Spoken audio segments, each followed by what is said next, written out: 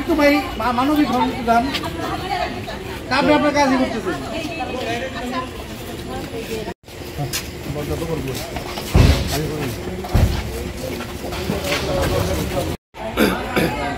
আপনাদের বললাম ভাই দান এলো বুঝেন না আমরা নিতে পারবো না।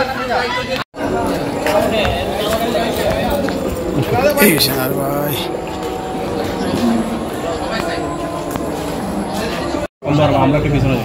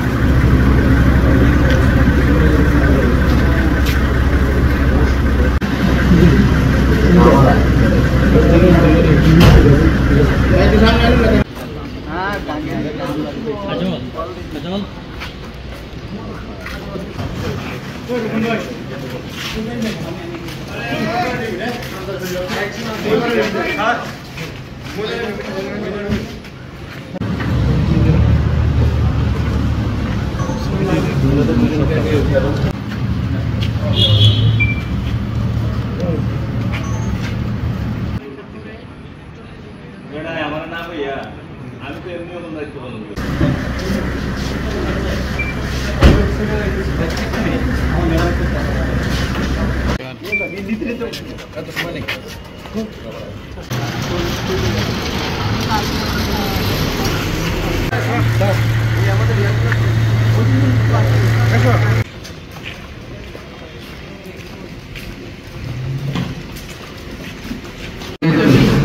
চল ভাই জানো ভাই একটু সাইড দিয়ে ভাই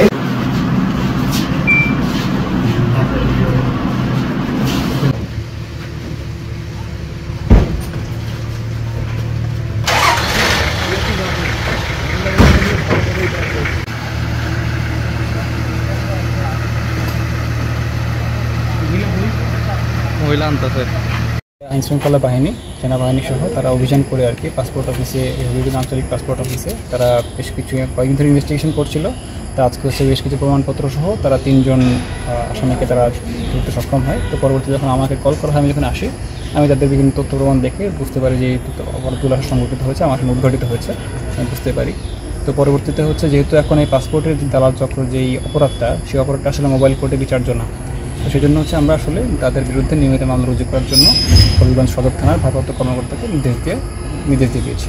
তাদের বিরুদ্ধে নিয়মিত মামলা হবে, সেই মামলায় অনুসন্ধানে যে তারা অপরাধী এর বিরুদ্ধে যদি এর পাশাপাশি অন্য কেউ তার সঙ্গে জড়িত থাকে ইনভেস্টিগেশনে তাদের কথা অবশ্যই উঠে আসবে।